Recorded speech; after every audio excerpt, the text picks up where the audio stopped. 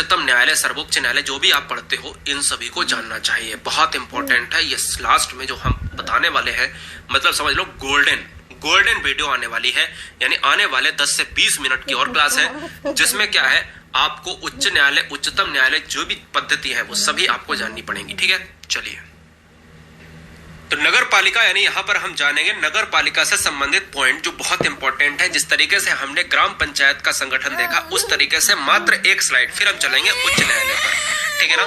तो नगर पालिका को हम देखेंगे कि भैया 74वां संविधान संशोधन आया था 1992 में, तो इसमें नगर पालिका का क्या करा गया, जिक्र किया गया। कई बार एग्जाम में पूछा गया, मैंने आपको जब अनुसूची पढ़ाई थी उसमें 73 और 74वां संविधान संशोधन अनुसूची 11 और 12 के तहत जिक्र किया। ठीक है ना।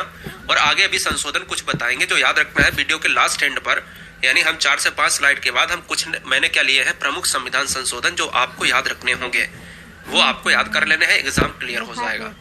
74वें संविधान संशोधन अधिनियम 1992 में ये बताया गया है कि एक नगर पालिका होगी, और इस अधिनियम में एक नया भाग 9A जोड़ा गया नगर पालिका के लिए।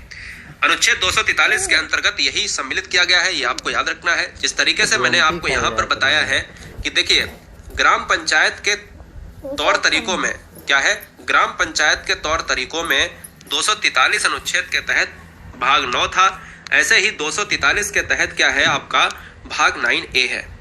इस अधिनियम के द्वारा 12वीं अनुसूची जोड़ी गई। 11वीं अनुसूची 73वें संविधान संशोधन, 12वीं अनुसूची 74वें संविधान संशोधन, ये बात आपको याद रखनी है।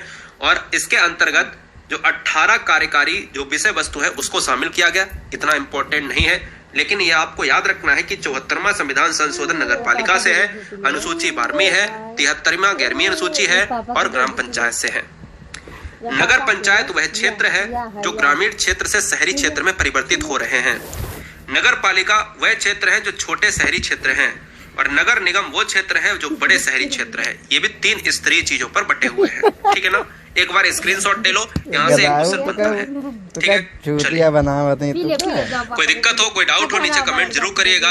और देखिए, जब चीजों को आप लिखते हो और उसके बाद क्या करते हो, उसको रिवीजन में लाते हो, तो कठिन चीजें आसान हो जाती हैं। देखिए, कभी भी कोई चीज कठिन नहीं होती, और याद रख लो कि कठिन अगर चीज हम मान लेते हैं तो वो हो जाती है, और नहीं मानते हैं तो होती ही नहीं है। ये रियलिटी है। अगला चैप्टर है उच्च न्यायालय यानी हाई कोर्ट, फिर अपन जानेंगे उच्च न्यायालय के बाद